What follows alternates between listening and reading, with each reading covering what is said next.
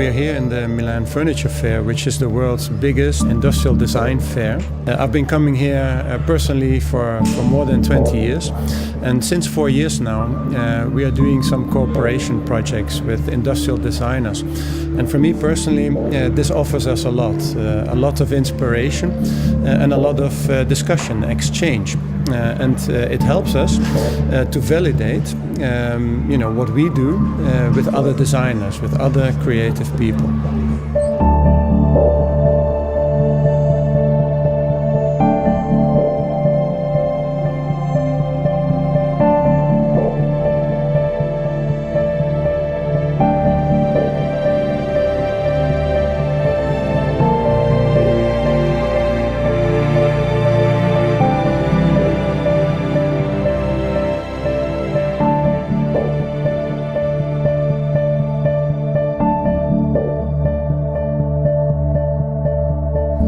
So we wanted to speak about silence and movement. So a quiet motion,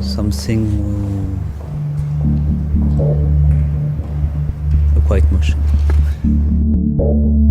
We're not really interested in the power of car. We're more interested in the way that it can make you be part of the landscape, contemplate, and that's what quiet motion is more about.